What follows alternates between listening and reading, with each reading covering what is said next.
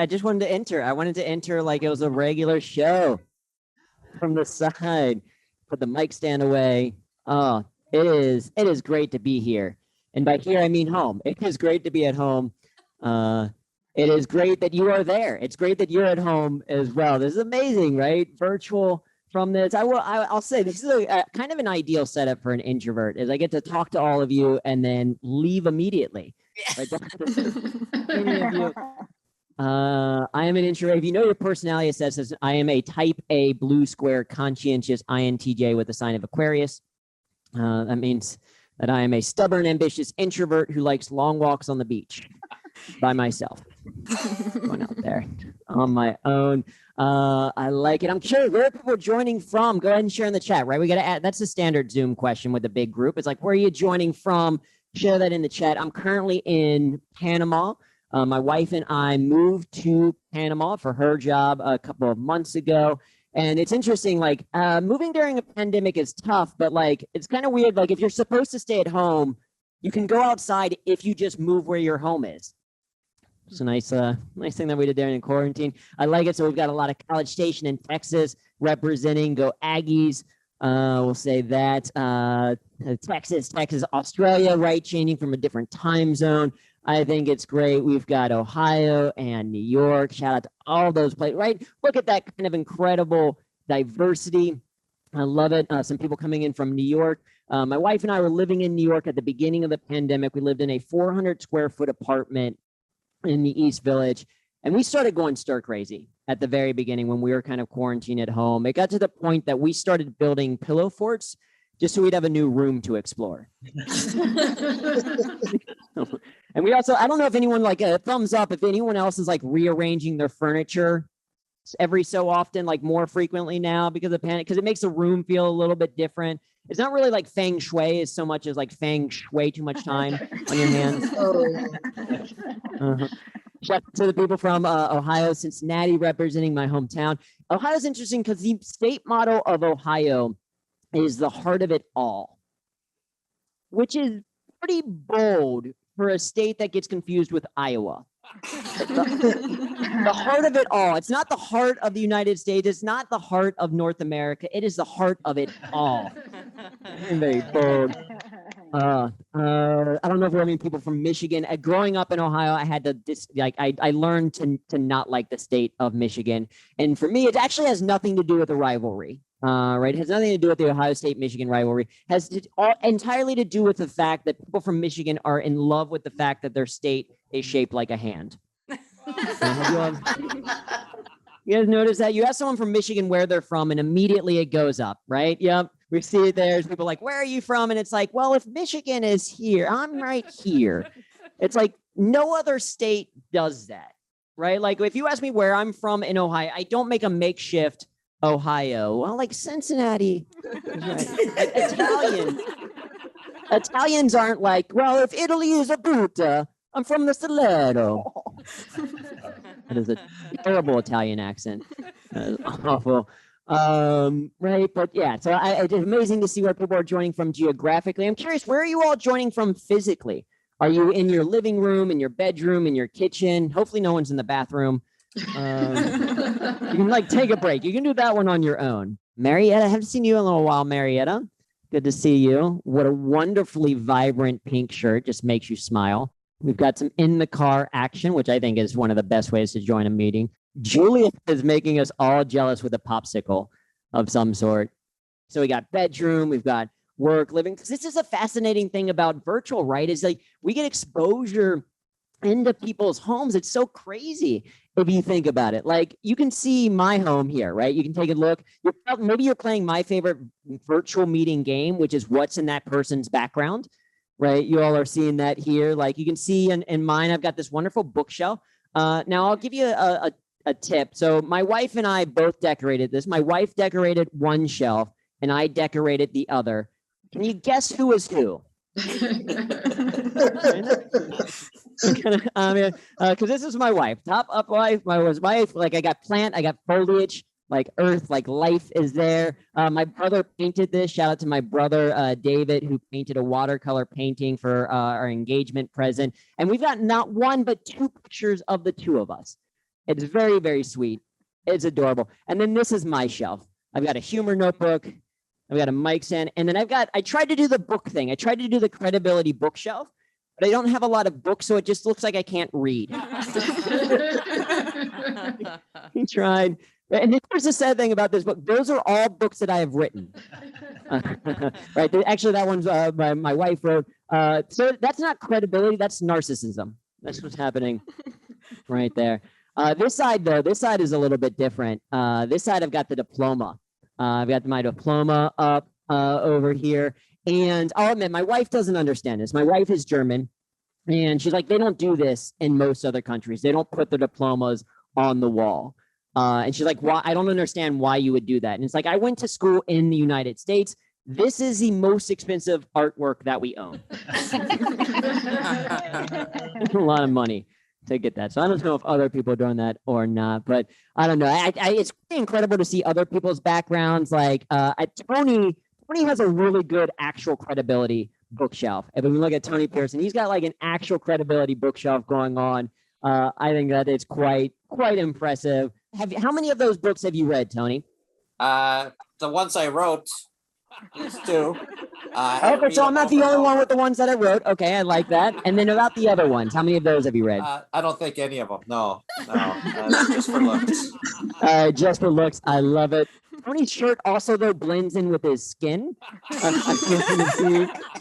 it kind of looks like he's sitting there naked. Fantastic background there. Ooh, Kyle's got a great background as well. Kyle, are those books back there? Are there records back there? What is on the shelves behind you, Kyle? Canvases, my giant Crayola crayon. Mm-hmm. Is that crayon a ironing board? That's amazing. That's the best ironing board. That is amazing. Did you know Miss America used to have an ironing contest that was part of the being able to win? Wow. Really? Like who could iron the crispest shirt? Yes. It was a vintage photo that I saw on YouTube. That's great. I would immediately be kicked out if there was an ironing contest. I rarely do it, and I only ever iron the front of my shirt. Because if I'm wearing a blazer, why would I iron the back? No one's going to see it. As you can see, Sabrina is very happy about this revelation. About I do with my hair for Zoom. I only do the front. I do that too. Yeah, I put a bun in the back of my head. That's it. I love it. I'm a one-trick pony. Everything gets done with a Crayola marker. Oh, that is actually, so Crayola, put in the chat. Anyone else? I grew up learning that word was crown.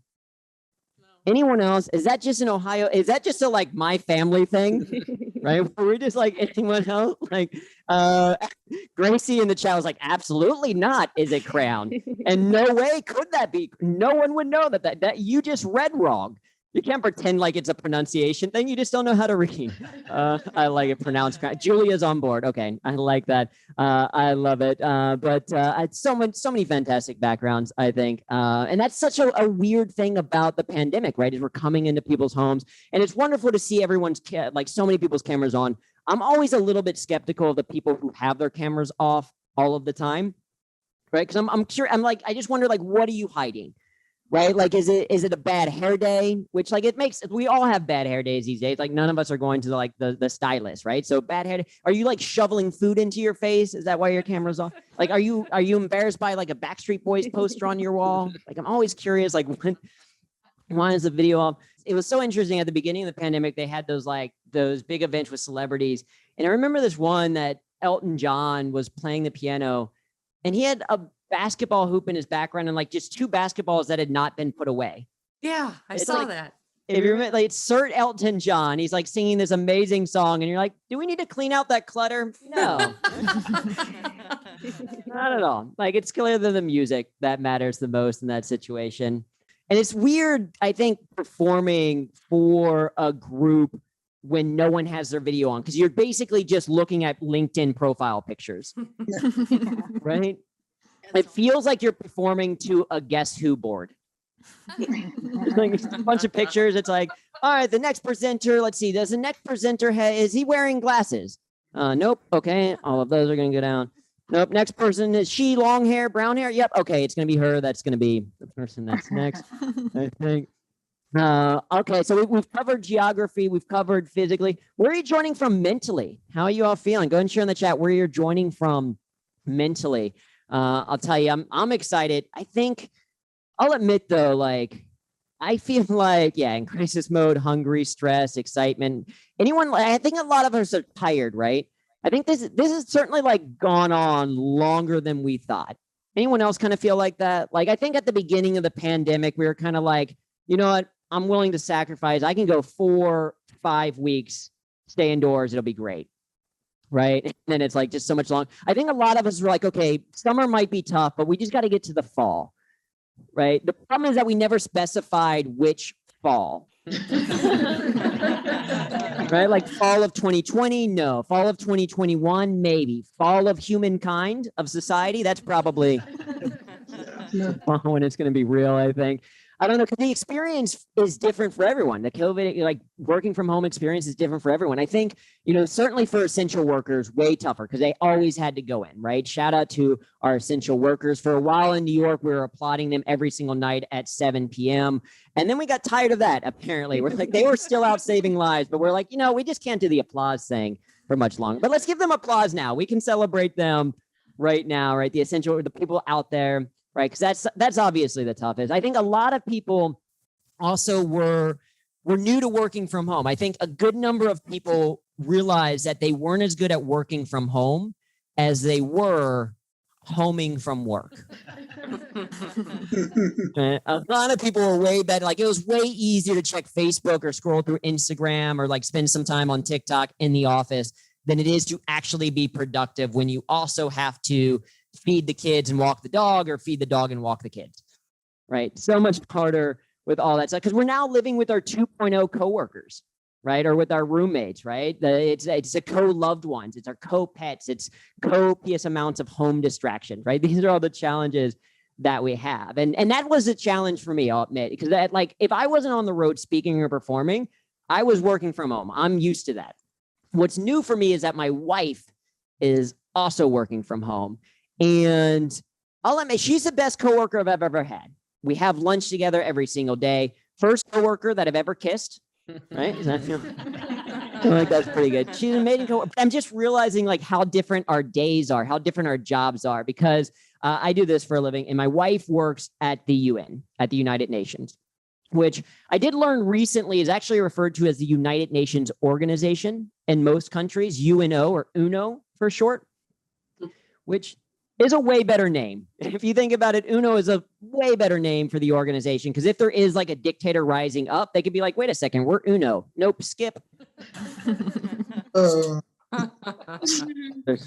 there's a drought, you could be like, nope, reverse.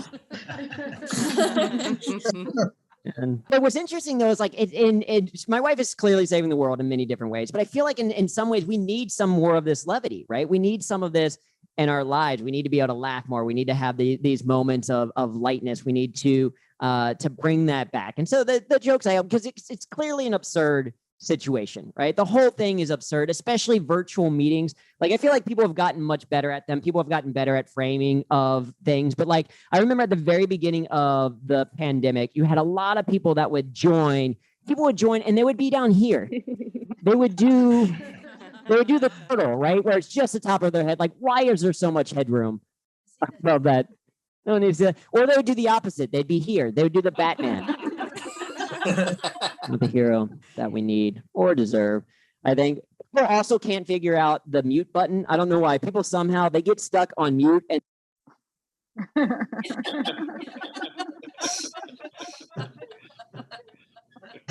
little Zoom prop humor for you all. Demonstrating there. But it's clearly like absurd. My wife and I had an appointment. It was actually an appointment for her. She had an appointment with her doctor, a telehealth session. And this doctor was like 60 years old. And when the meeting ended, because I happened to be right there, when the meeting ended, the doctor just left the room. Like he didn't leave Zoom. He walked away. He walked out of his own office, out of his own door, and left Zoom on. That is the most gangster way to leave a Zoom meeting, I think. Like, I'm not even going to hit the leave button. I'm just going. You can stay in your zone room. You can look at my background if you want, but I am leaving. I think it's amazing. Changing our behavior. It's changing my behavior. I have become more of a liar.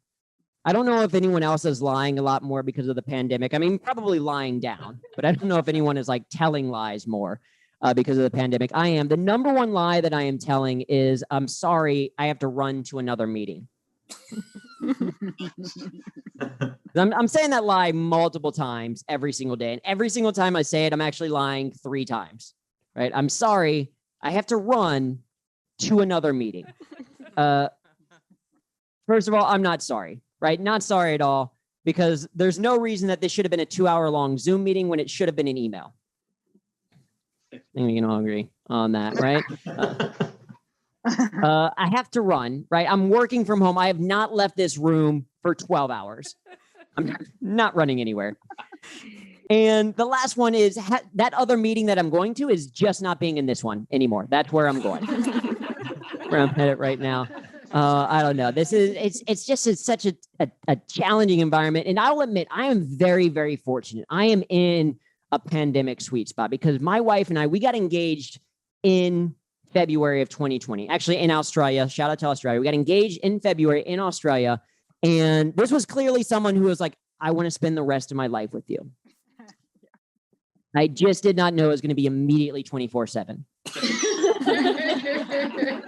Like, they don't prepare you for that. Jumped right into it, 24/7. And it's worked out, right? And when we got engaged, we started to talk a little bit about what we wanted for the wedding, right? Kind of that picturesque wedding, because we met each other in New York. We were living in New York at the time, and my wife is German. So we're like, okay, so her family's going to come in from Germany. My family will come in from Ohio. We'll have friends come in from all over. We're imagining this beautiful kind of picturesque wedding in New York. Instead, we got married during the pandemic in a virtual wedding in the backyard of an Airbnb in Ohio. Just like every girl dreams up to be, right? Every girl, right? Everyone, every human is like, I want to get married in an Airbnb backyard. That's what you're looking for in ratings, I think. I don't know. It was actually a beautiful wedding. My brother was the officiant. And I will say we have to come up with a new verb for when you're an officiant to a wedding, because my brother was living in Texas, still is in Texas, but he drove up from Ohio. And when people asked him why he was going up to Ohio, he was like, oh, I'm going to go marry my brother.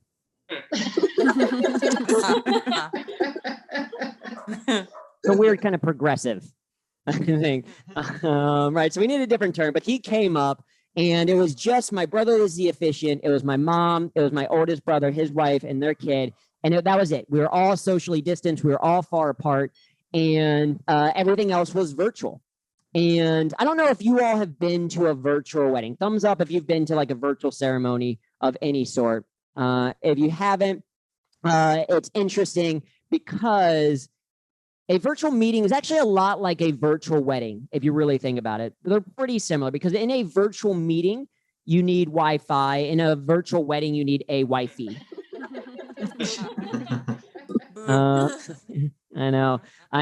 You say I do in both a virtual meeting and a virtual wedding. It's just in a virtual meeting, you're saying I do not hear you because you're on mute. But the best part of the entire thing, though, is because we got married virtually, if it doesn't work out for whatever reason, if we get divorced, then she just becomes my WebEx. Grown. I appreciate the person that wanted me to so clearly know that it was a groan that they said the word groan. Can't just be like, it's like, no, groan. You need to be aware of what you've done, sir. Love it. But the pandemic, it's been an interesting kind of a pause in some way. Like, it's for some people, it's like forced them to really take into account what they've missed and what we don't need anymore. I'm curious from you all, what's something that you miss from before times? What's something that you miss from pre-pandemic? Like maybe it's travel, maybe it's hugs, a sauna, concerts, right? Yeah, going and listening to music, to bars, live music for sure, right? These are all things that we absolutely miss. I'll tell you, it's a weird one. I miss in-person customer service. I miss it because the problem is I miss in-person customer service because of this voice. I am in my mid-30s and I still get called ma'am on the phone. At the beginning of the pandemic, I had to call to check on an order, and I called up the place and I was like, hi, I'm here to check on an order. And the person was like, happy to help you with that, ma'am. What's the name on the order? And I'll admit, I like dropped my voice a little bit. I was like, Andrew Tarvin. And the guy without missing a beat was very good. He was like, all right, happy to help you with that, man. Listen up, man. This is what you're going to do, man. That's good. I will say there is an advantage to this voice is that now I can call on my wife's behalf and no one ever questions that I'm not Sabrina. Yeah. So, what do you not miss? Are there any things that you not miss about from pre-pandemic? Share that in the chat. Anything that you're like, I can do without? Might be the same answers for other people. Yes, Lisa, I'm totally on board with Lisa. Shaking hands, we're done, right? We can agree we're done with shaking hands, right? We can just drop that. Because like even pre-pandemic, I wasn't a big handshaker. I was a fist bump person. Not because I think that I'm cool. I'm definitely not. But because there's just statistically less germ transfer with a fist bump. That was my thing. In fact, if I had to estimate the number of fist bumps that I've given in my lifetime, I would say a ton, as in like 2,000 pounds. Terrible.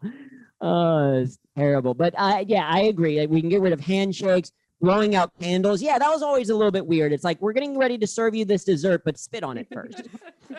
Like, let's get rid of candles. We don't miss the traffic, interacting with others. Yeah, it's a whole thing. I'll tell you the other thing that we can get rid of, I think, is the European kiss greeting.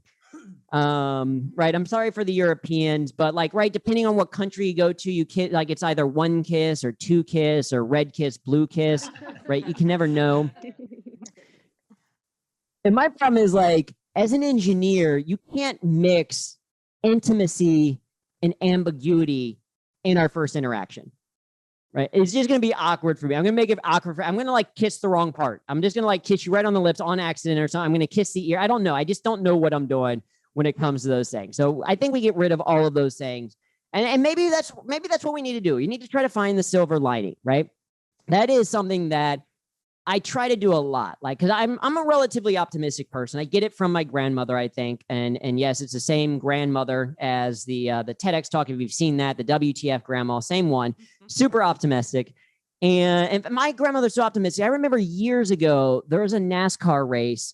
We're watching the news. There was a NASCAR race, and a tire flew off a car in the race and ended up killing a couple of spectators in the stand. Right, terrible tragedy. We heard about that on the news. And my grandmother was like, what lap did it happen in? And that seems like a weird question, but we're like, it happened like the 180th lap of a 200 lap race. And she was like, you know what? At least they got to see most of the race. Yep. That's optimism, right? It's still a tragic thing, but like, that's the optimism. Like, let me find this silver lining. So I'm curious, what is the silver lining that you found from the pandemic? Something that's like stood out to you. Like, you're like, okay, I can at least, try to enjoy this. Share that in the chat. I'm curious what people kind of come up with.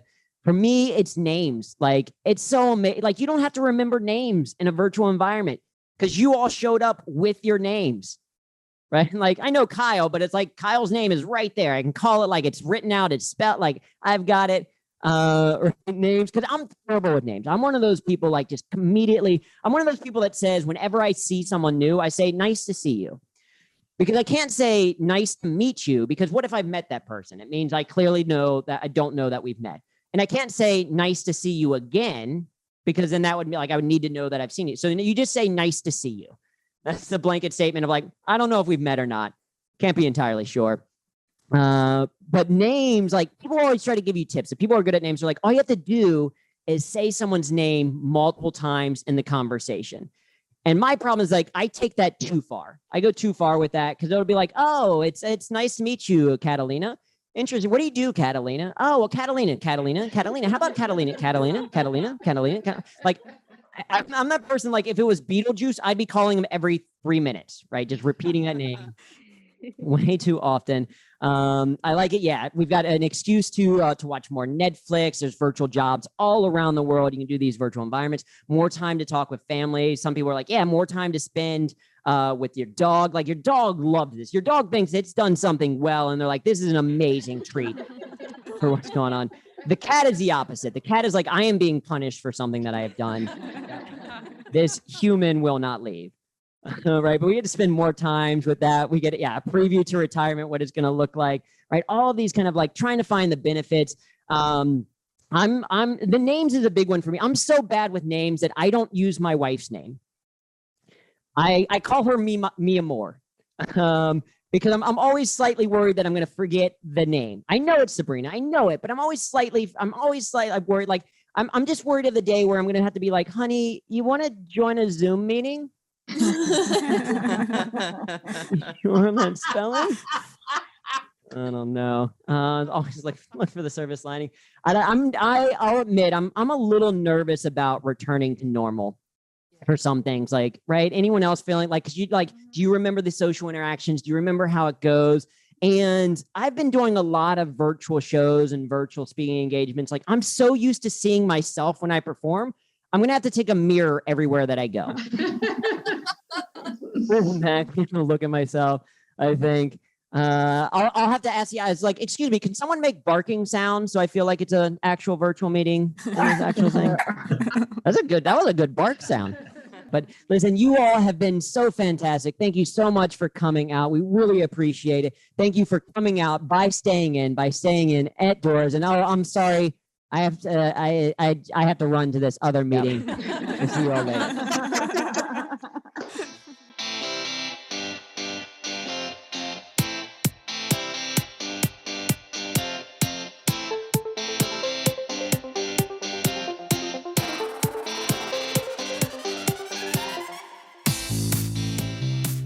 A man once asked me if I wanted some free fish, so I asked, "What's the catch?" Oh. Right? Yeah. We have. Oh, okay. We have some that are like some good fake laughter, some good real laughter. I like it. We have some like, you tried. Right? Hilton definitely had a like, you tried face.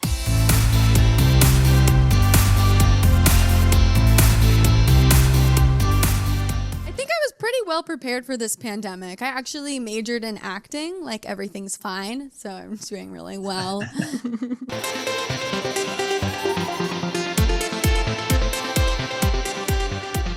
I was like, hey, here's a free ticket to our comedy special show. I think it'll bring you joy.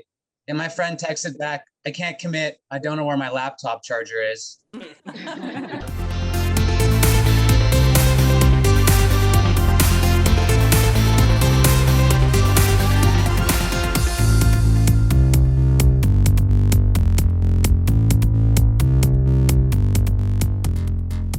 So we might spotlight camera 2 at some point, right? So I might come over here and can chat with this camera a little bit. Feels a little bit more like a show in some ways. Or we can go back to this one, camera 3. This is like the over the shoulder, behind the scenes stuff, so you can see the chaos that is happening around. So we're gonna be changing up those.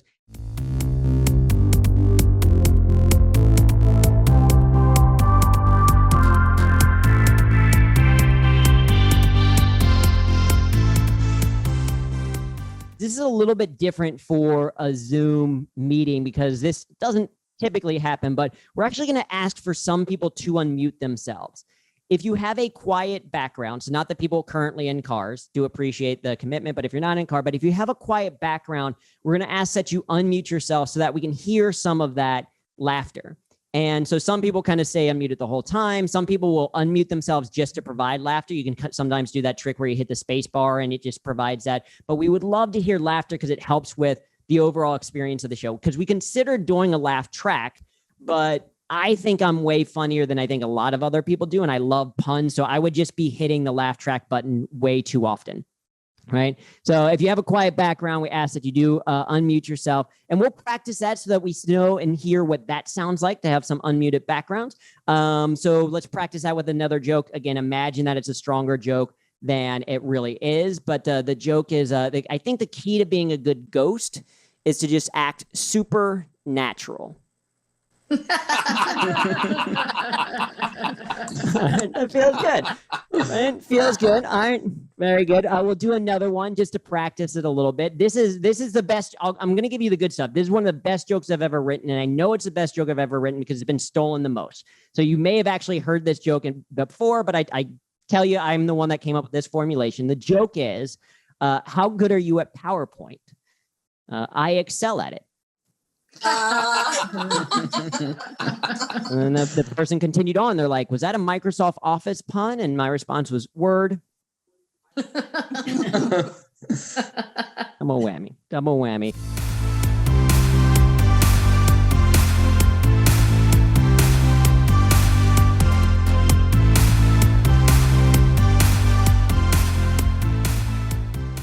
This is it's like New York City. If you've never lived in New York, this is the experience where we've just had a nice meal together. We've all said our wonderful goodbyes, and now we're all walking to the same subway together. We're like, oh man. I'm just going to take a different train. I'm going to take a different train home.